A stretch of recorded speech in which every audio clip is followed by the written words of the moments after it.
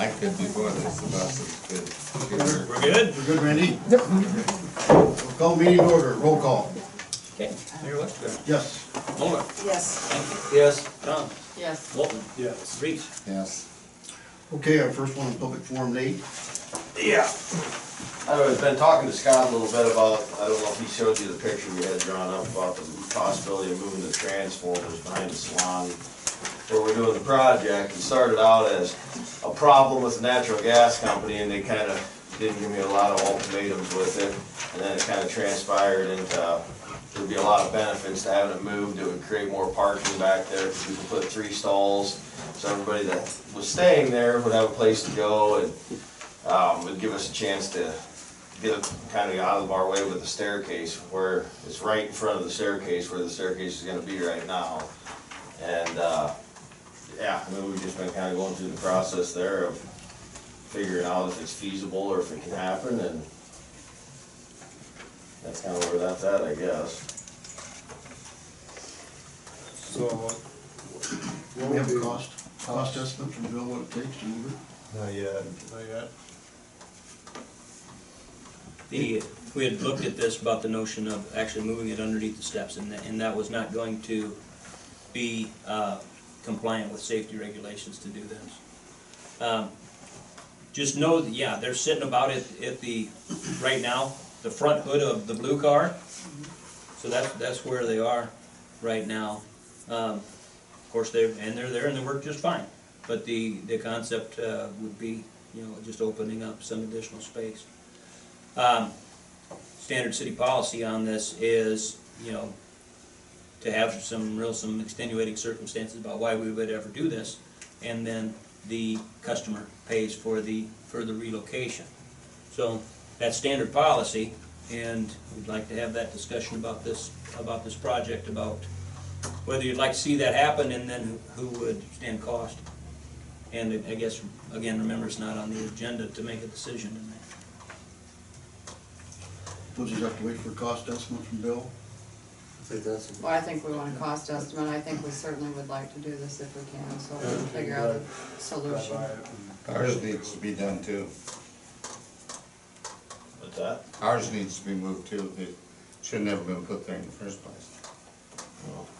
It took all our parking places. Put it on the agenda then. And it definitely be, yeah. We'll work on it, Nate. All right, thank you. John, you're up. I just wanna find out what it's gonna take to get that, spotlight that's on the statue of Chief Blackhawk across in front of my house, either on a timer. I mean, I've yet to see an RV come in there or anybody after midnight with people to look at that thing, and it lights up the whole side of our house. And, we had company over there at night actually, and you couldn't sit out and look that way because it blinded them. I don't know if a dimmer can be put on it or a timer, but I really don't think personally that needs to be on, you know, from dark until sundown. And it'd be nice to be able to shut off at night, you know, later on at night. I can understand if you think you're gonna have tour buses coming through there, but I don't believe, since it's been up, I haven't seen one anyhow. And I really haven't seen anybody over there looking at it, you know, late at night, let alone 2 or 3 in the morning. So that's just something I'd like to find out if we can get done. Bill, is that possible? Put a timer on it? I'll take a look. Yeah, I'll take it. All right, Bill, take a look. Okay, thank you. Thanks, John. You got a whole agenda now. Yeah. It was already home. Okay, consent agenda, any additions or corrections? Motion to approve, So moved. second, I'll second it. roll call. Muller. Yes. Thank you. Yes. Tom. Yes. Walton. Yes. Reese. Yes. Okay, all of our building permits have been signed. Yes. Any comments from the council? Otherwise, we'll need a motion to approve. So we, Second, I'll second it. roll call. Walton. Yes. Thank you. Yes. Muller. Yes. Reese. Yes. Tom. Yes.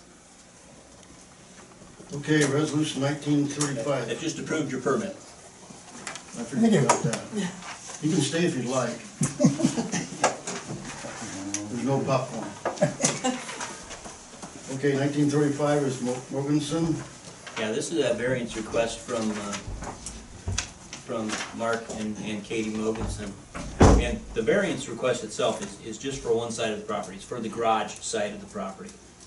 They have that existing garage there now, it's about 2 feet from the property line.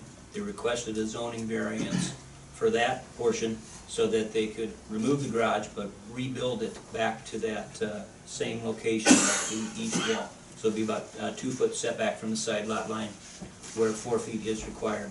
This was presented to the Board of Adjustment. The Board of Adjustment has approved this variance. The council can approve this resolution, or the only other action would be to remand it back to the board. I'll make a motion to approve the variance. Second, I'll second it. roll call. Boltman, Yes. Reese, Yes. Moeller, Yes. Stankin, Yes. Thomas. Yes. We'll need a motion to approve the building permit. Yes, just, so the building permit is for the garage, and then it's also for a large addition on the northwest corner of the house, and it's a 2-story addition. There had been some concern to make sure that this 2-story addition was 6 feet from the property line, and they had initially lined it up with the side of the house so that it was only 4 feet. But they have then jogged this new addition in an additional 3 feet to assure that it's a full 6 feet from the property line, and everything is compliant and recommended for approval. So the garage wall, are they leaving the whole old garage and just adding onto it? They tear it down. But they're gonna leave the wall so that they can keep the setback where it is? They don't need to now because they have the variance, so they can rebuild it back at its current location even though it's all removed. I'll make the motion to approve the permit. Second, Second. roll call. Moeller, Yes. Boltman, Yes. Reese, Yes. Stankin, Yes. Thomas. Yes. Okay, we're gonna move on to the 408 Main. Do you have some information from the council first before Jennifer starts? Just in the council packet is a proposal that we received from Jennifer. This is the only proposal that we received about 408 Main Street. I had asked her then to really just come talk through the proposal and see where this leads, because you would, just talk through it. Okay, well, we started and looked through it, and I got a contractor and other estimates, and everything just kept going up and up and up and up and up. And our estimate was $860,000, so I said, Scott, I'd love to do this, but that's not workable, even with the grants. So, I don't know how to take quite a bit of money off that to make that work. We had figured if you, let's see, I don't know where to start in here. If you turn the page, it kind of gives the current floor plan, the existing storefront, first floor. Next page is, page 11 is existing floor plan with the east apartments, the layout. What I was considering doing is, since the roof line was, and the water was the biggest issue, is try to get all the water to run north towards the farmer's market. So there wasn't that issue of water in between the two buildings, and fix where it wouldn't leak anymore. In doing that, I wanted to put a roof from the very front all the way to the back, and be able to also get extra space up above, which would allow for more apartments. And I was, in the floor plans and the way we figured it, it would allow for 8 apartments and a storefront. In addition to, in the basement, have storage units for each apartment, as well as the storefront. Page 13 was just kind of a CAD drawing that the lumberyard was gonna do to give you an idea of what it would look like with the slanted roof to get everything, all the water to run to the north. Page 14 shows all the entrances to the apartments. We're gonna go in between Brotherton's building and the south side, that narrow walkway. We were gonna have like a breezeway kind of area with the doors on the second floor and on the first floor to go into those apartments. The page 15 is kind of what we drew up to show what the front of the building would look like, what it kind of existing with the addition. Page 16 is north view. We were gonna put French doors with full balconies on the north side for those apartments. Page 17 is a little bit more confusing. That is the south elevation, south side elevation, and it shows the 3 apartments on, which is actually 4 apartments on the top floor. But the way that, how would you describe that, how it's set back? One sets down a little bit, but there'd be bedrooms upstairs. And then the first floor entrances, and then there's that basement apartment with also a second exit for that. So there was the egress windows, so there's 2 exits for that one. 18 is kind of the general floor plans that we figured out. There would have been 4 loft apartments in the center. But like I said, this isn't going to work because it costs way too much money. 20 is the basement with the storage units and the apartment downstairs in the storefront storage area. So, I'd still like to try to make it work, but financially figure out how to cut a big chunk off of this. And my contractor said, you know, the biggest thing is with the remodel. And where that building has so much stuff that needs to be done to it, torn out, structurally put back together, try to patch holes, cover windows, and it's block. He said, it's so time consuming and you don't know what you're gonna get into. Once you start gutting it, you don't know what the structural integrity is. Because there was a fire in that one. I don't know if anybody realizes that. There was a fire in the basement at some point because all the floor joists are burned and they've been patched. So that's part of the reason why that floor in the middle, if anybody's been in it, swoops down in addition to all the water damage. So that all has to be taken out and redone. So Mom and I were thinking, and this is my mom Diane, by the way, what if the front's not bad? Granted, it needs needs new sheetrock and everything needs torn off, but structurally the front is not bad, which is the original building. So what if we kept that, remodeled the upstairs, the apartment, the storefront, the basement, and had somebody remove the whole back half and start from the ground up with new construction, which all the contractors want to do. They don't want to mess with remodeling and trying to put all that shit back together. So, if you look at that next pull-out, that's kind of, we would have more loft apartments instead of trying to configure those other ones. So there would be 6 loft apartments, the one that exists upstairs and the one that exists in the basement. So you have just kind of a side view of, so you can see where everything is on the top picture. Again, with the French doors with the faux balconies, which is the north view. The next one down is the south elevation with the entrances. So the top half of this is the north view? That's just kind of, shows you like, if you look at the bottom right is where the storefront is. There's an apartment up above it. And then the next one is a loft, and then, actually the next 6 are all loft apartments. So if you're just kind of looking at the building, it'd be apartment up here, storefront, loft, loft, loft, loft, loft, loft, 6 lofts.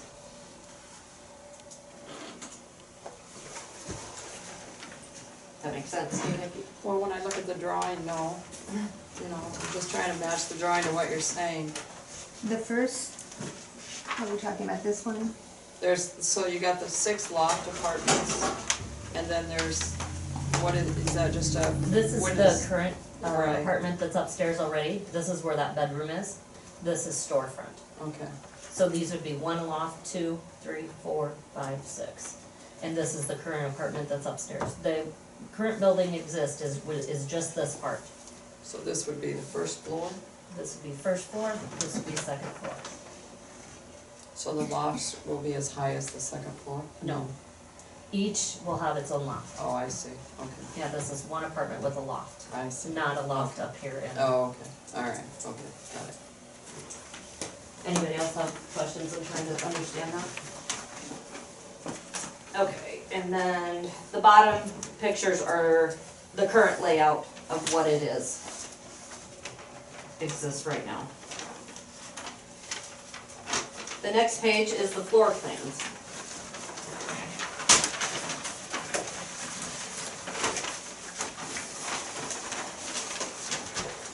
So on the top picture, this starts with the basement, where the right side of the picture is west. Okay? The door is where it is, the window's where it is. And then towards the left side of the picture is the storage units for all the apartments.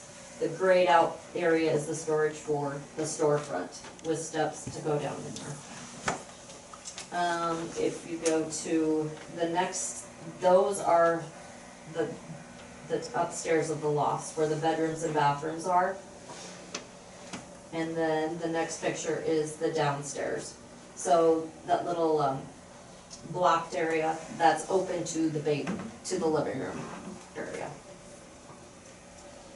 Does that make sense? And again, with the next level, those lofts would be all pretty much the same floor plan. And then the very bottom is the storefront with the other loft apartments behind it.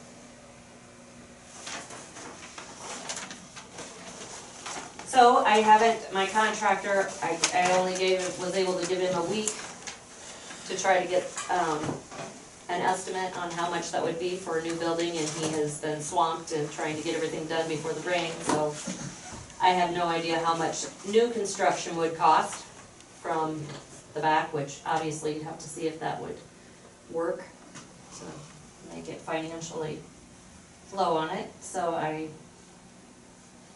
have some numbers. I don't think plumbing and electrical would change much, but I'm sure materials would go up, but hopefully some of the construction cost would go down. But I don't know if we can get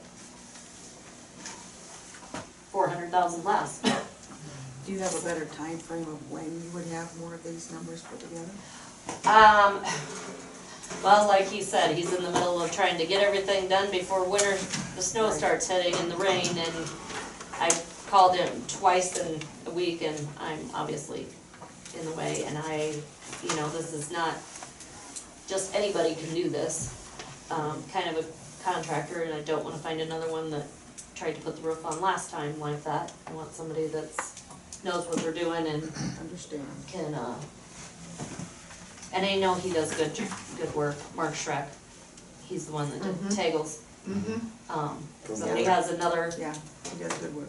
contractor that's used to doing something that big and has enough crew, I would definitely be able to talk to them and show them what we're thinking. Part of his concern too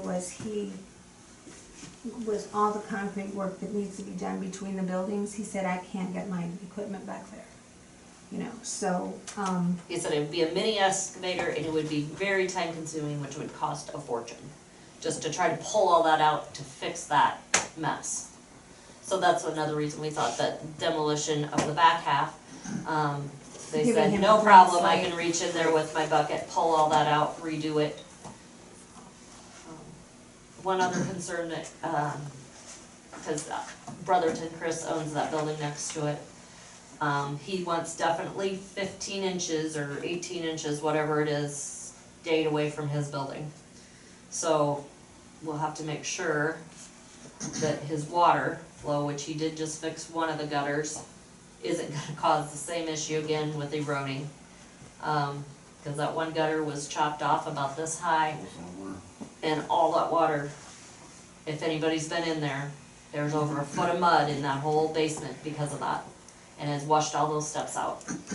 So that water drainage between those two buildings, especially if we have to stay that far away, how that's gonna do the water.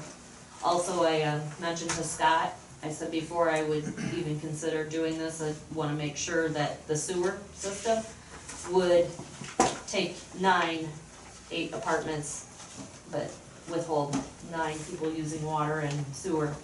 Cause I know when I put on the bar addition, we started having issues right away because nobody used the potties when it was Strappers. So we put the new potties on and we started having lots of backups. I had, Kenny come and run a camera down there and he said, that's probably not gonna last very long. He's like, it's the clay and it doesn't look real good. We were able to patch it through because where the pipe came out of my building, and it slipped down and we were able to jack it up so it was straight again.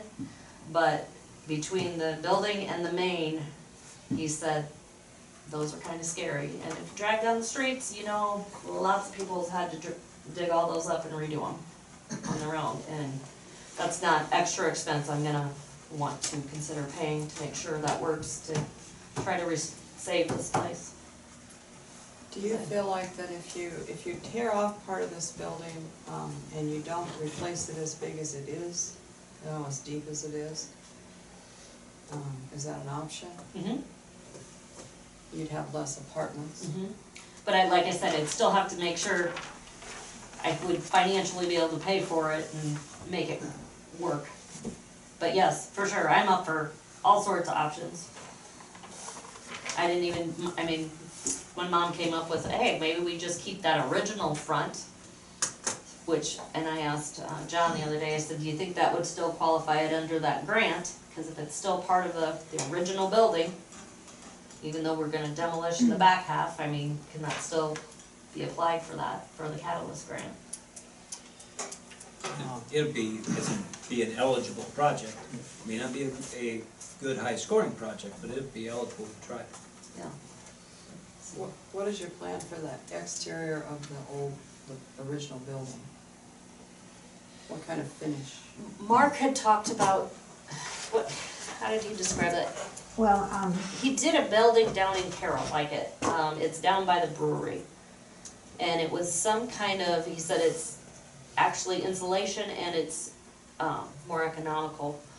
It was like I think you put some sort of board up. a foam board of Anything some that was kind. gonna fall off would have to be patched, but it wouldn't have to be patched to look like the rest of the building, because he would put some sort of board up and then spray it to look like stucco, which I thought was a really good, solution, because then we could really maintain the integrity of the original building surface without having to try to patch it to make it look like that.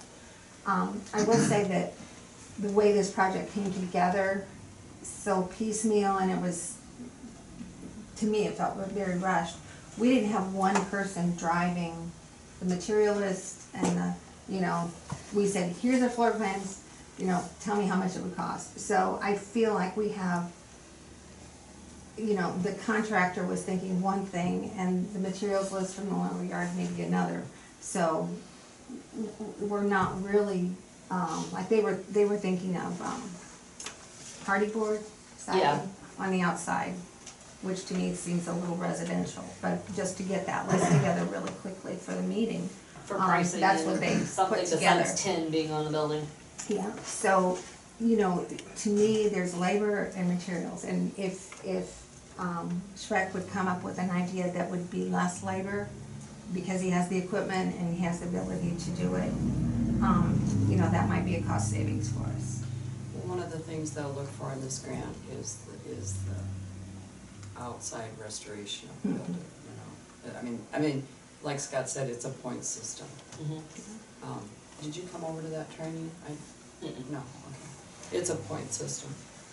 And I think he would maintain the integrity of the finish. I'd like to know the name of that building you're talking about, so we can kind I will find out. He did it for his brother-in-law, Okay. a chiropractor that has that huge house out on north side of Swan Lake. yeah, I'm just trying to think of the buildings. Is that it are by the Kraus? brewery. Yes. Yeah. Yeah. It sounds like it's EFS that they're spraying on there, the same stuff I was gonna do, where they spray it on and then it gives it like a stone finish or whatever. He called it kind of a stucco look. It's similar, so Yeah. yeah. They And then shot me another- down on mine for the grant. Did they? Mhm. That's one thing they I changed. can get pictures of it, see what it looks like.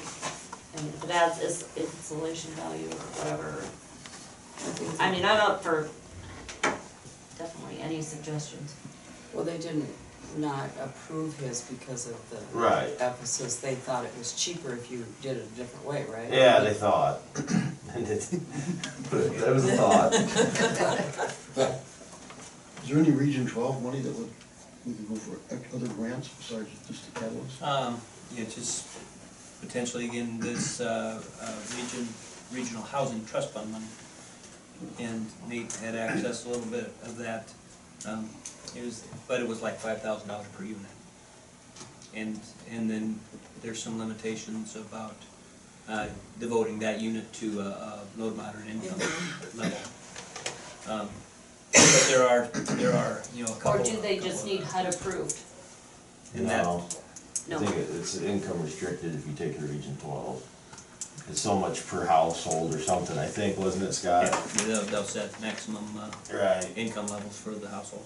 But Carla, she had that grant, that CDBG grant that I worked on with her Right.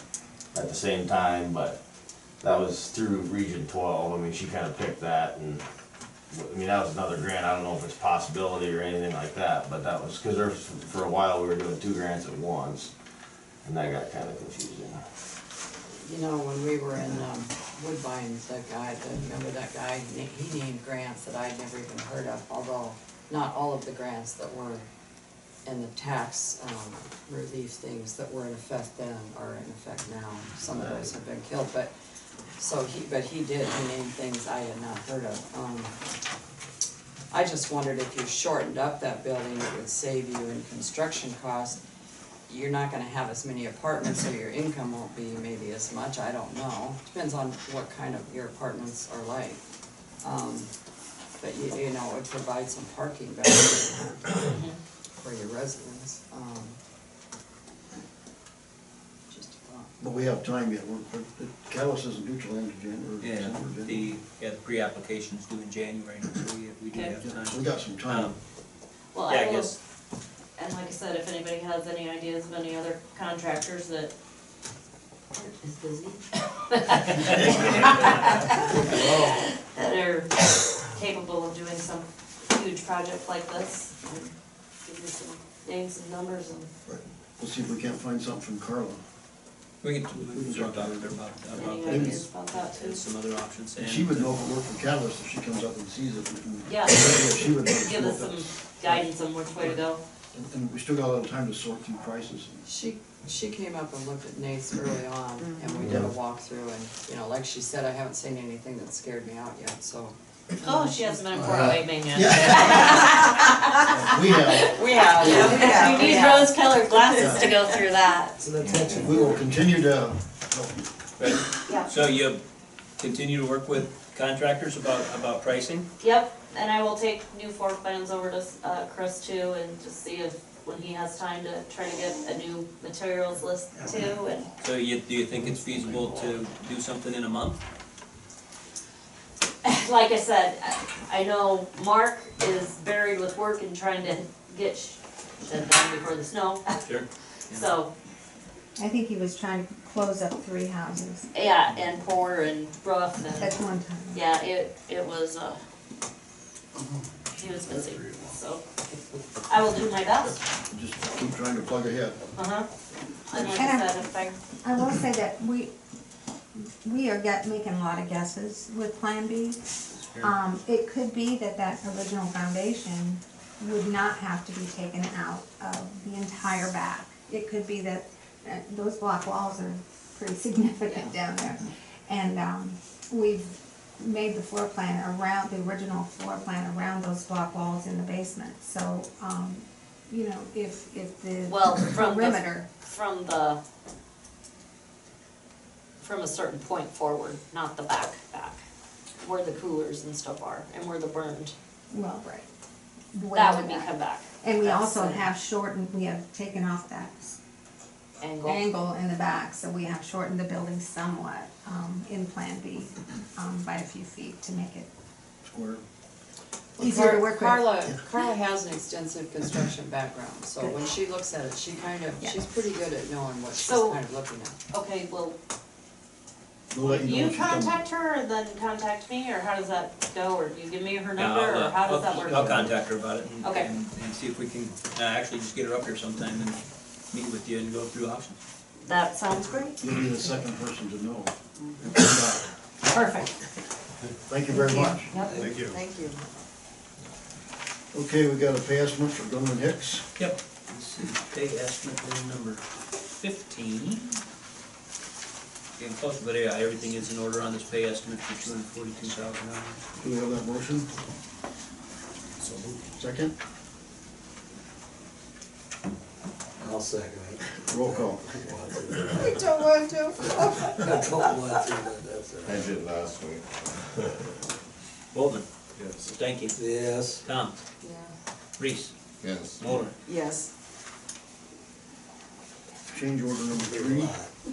Yeah, so this change order is to basically add that electric winch onto the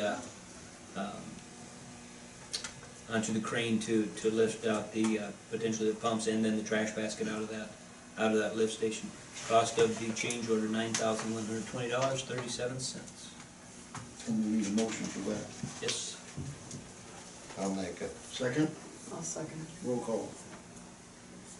Reese, Yes. Thoms, Yes. Boltman, Moller, Yes. thank you. Yes.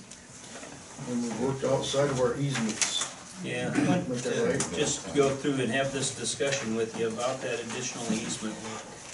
So how's come that happened and how's come the engineers didn't know how big of an easement area we had to have? Engineer, That's the root of the problem, Yeah, is that, you know, they're digging 30 feet deep, and by the time you bench the trench back far enough, yeah, it's a lot wider than a 100-foot construction easement that we saw. isn't an engineer supposed to know those things? Especially when we pay. Okay, true. Better well be. Kind of late now. But yeah, this deals with then crop damages for upcoming years. Okay, for Schultz's, you'll see the calculations are in here too, but for upcoming years for Schultz's, Hauser's, and then Steve Watts also, we would propose that the area upon which the crop reduction payments are based would be this new area based on the total disturbed land. So like for Schultz, they were at 4.3, and total disturbed acres was 11.1. And then you see the estimated, these are just my estimates for what potential crop damage payments could be then for the upcoming years. Just know that that number is based on reduction of crop by 50 bushel per acre, and then price being around $4. So you know, it's all, the calculations are all laid out in our easements with everybody. But it is then up to the farmer to be able to document the crop reduction on the easement area, and then it's stipulated that the city basically pays time and a half, or 1.5 times on the amount of damages. But the proposed change to this would then be to change the years 1, 2, and 3 for crop damage, basically pushes them off a year. It actually says in the easement that year 1 of crop damage payment is 2019. Of course, we're still working in year 2019. So we would propose to voluntarily change that to 20, 21, and 22. And that just needs an amendment to an easement, Dave, is that how that would go? Right. The other calculation for Schultz's, we've looked at this one before, but that's on page 31, about total easements that we had through that area, and then again figuring based off of that 150% payment equation, total to be paid for this year's $5,285.25.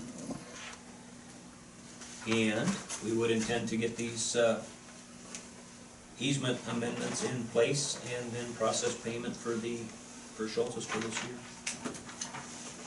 So like if there's like no loss on next year, are you think it'll be a loss because ground was disturbed. because the ground was disturbed. That's the idea, is that it accounts for that.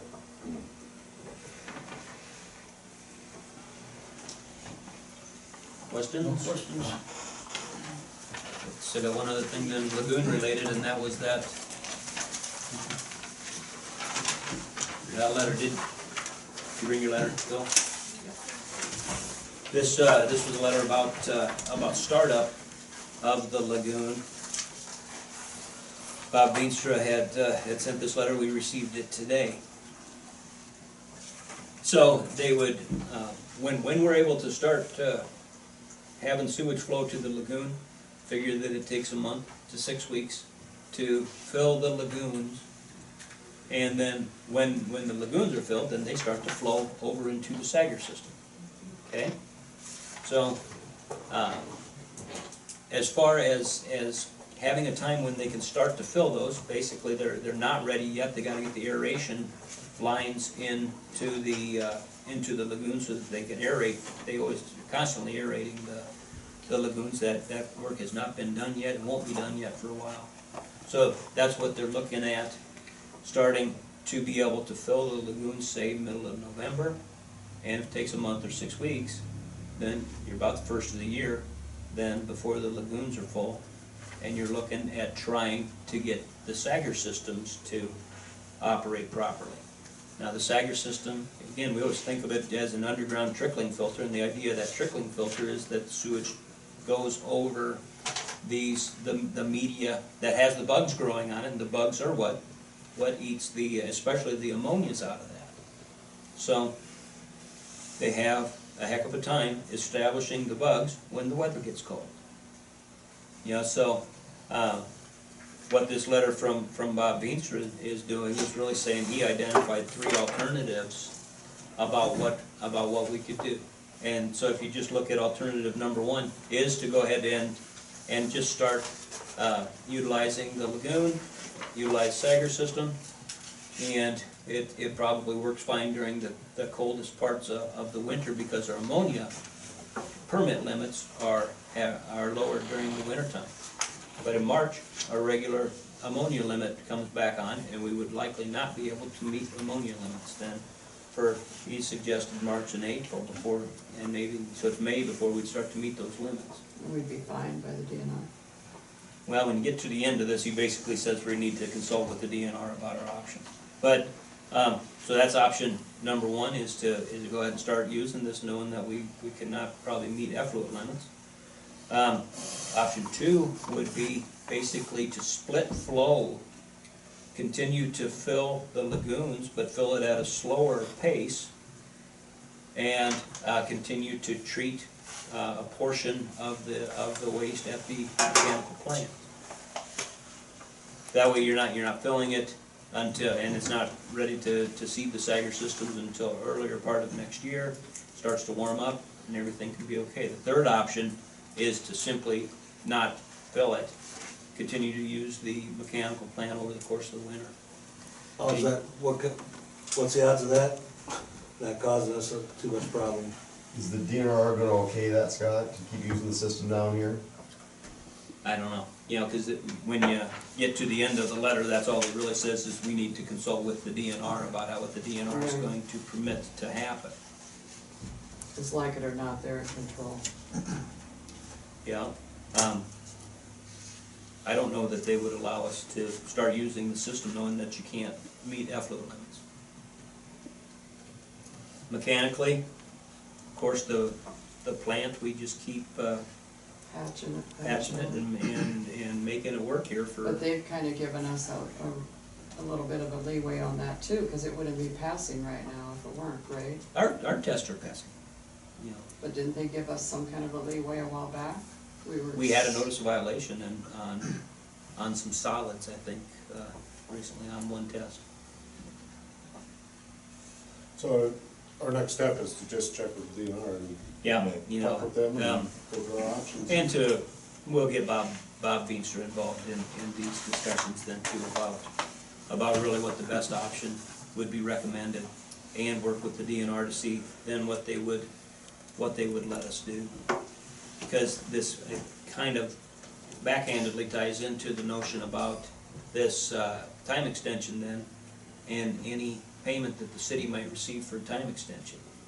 Okay, so we had made that request about extending the bond period, and come to find out that the cost to extend the bond period for the entire project would significantly exceed the cost of liquidated damages paid during that time. You know, they'd not be interested in doing that. So we look at options there about liquidated damages or negotiating a liquidated damage. The other thing that Bob was questioning was, you know, would we just have a requirement that Grundman Hicks help speed along the activation of the Sager units, and basically it talks about seeding the units.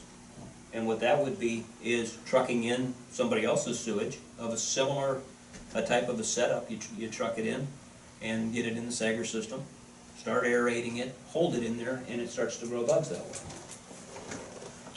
But, so he talked about that as an option, but you see, that wasn't even listed as an option here in our letter, so. Doesn't sound like a very good one. I'd like to know where they've done that before and see what kind of success rate they had with it. That's, I mean, something about being a guinea pig. They have done it. I couldn't tell you where, but yeah. Well, they do it all the time, when time that's when they get full, they put it in somebody else's building, you know, so, Well, I think, you know. first steps is having Administrator Kim talk with the DNR and go through their options and come back to us and let us know what they decided, whether it be what you just said, hauling in somebody else's crap to grow bugs, or what. Because we're not specialists in this. They may not let us do it anyway. Yeah. Okay, yeah, then that'll be kind of the next step. We'll work with B&K and the contractor. Yeah, the city administrator report. Yeah, and I know I called everybody about this morning, but really just to get it on record, Jeremy Behrens has resigned, and resigned then as of today. And did not, there was no 2-week notice period. Jeremy just resigned, and we have this policy about, you know, no payment of vacation if you don't give a 2-week notice, and he was understanding of that and very content with that. So anyway, he did want to be done today, turned in his resignation and be done. We're sorry to lose him. Yeah, you know, it really hard. Jeremy's a good employee, you know, he's been a good cop, and he's been a good addition to Public Works. Our source water committee, thanks to everybody who went to the source water meeting last week. And now we're getting to the part where we really want to get down to a working committee to be able to actually come up with the source water protection plan and the implementation on that. So I am looking for a couple of folks who'd be interested. I know Tammy said she would participate in that.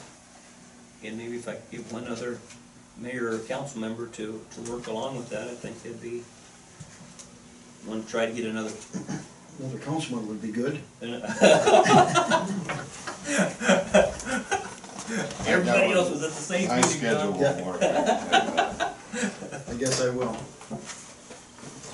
I will help with it for a while, but, you know, I'll be gone for a while, so. Great. I have been thinking of some residents that might be good on that committee, if, you know, depending on where that goes and how they want. I mean, I didn't talk to anyone, but. Because there is, you know, it's a several step process that we'll be working through about having several meetings. And you get to work with Bridget, and she's pretty excited about water quality. She sure is. There she is.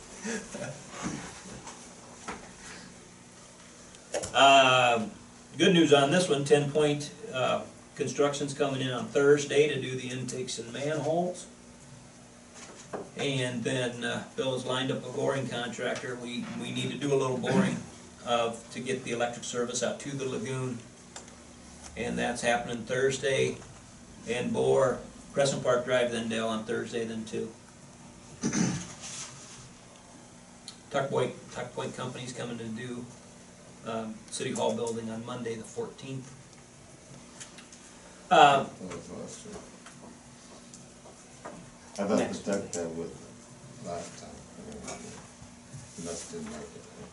Well, this was the date, this was the Oh, original well, date. okay. Yeah. Blackhawk LPA has a meeting tomorrow, 5:30 here in the council chambers. And that's a regular board meeting, but they got George Antonou to come from the DNR. George is the director of the Lakes Restoration Program. Okay, George is coming to hear an update on the project and to give an update on the project and really thank the community for that fundraising effort to assist with the project and the dredging. So that's 5:30 here tomorrow, and anybody's encouraged to come, and it'd be good to have some city representation there too. We need representation other than Scott and I. I will be there. Okay. We're always there. We'll be there. I gotta give a little report on our source water protection plan. It was interesting, I mean, The source water thing was, yeah, it was interesting. When you get right down to it, you know, we need to develop a plan and some implementation strategies to go along with that. And it'll be difficult because ultimately it's all gonna cost money at some point. So there's some decisions to be made, lots of decisions. Sac County League meeting is this Thursday. It's up at Cattleman's, 6:30 social time. I'll be Anyone? Tammy? Sharon won't be there again. She won't. Okay. Whitey? Yeah, I mean, yeah, I plan to be there. I would like to know more about that early voting. Is she ever gonna give us, They don't, the speaker that was supposed to be there is not gonna show, now it's gonna be a community involvement meeting. I think I will, I think we will. As well. That is all I have there, sir. We're gonna go into closed session, that means everybody has to exit the building. Thanks for attending. Thank you. No problem. Not you. No, you guys stay. Step back. Thank you very much.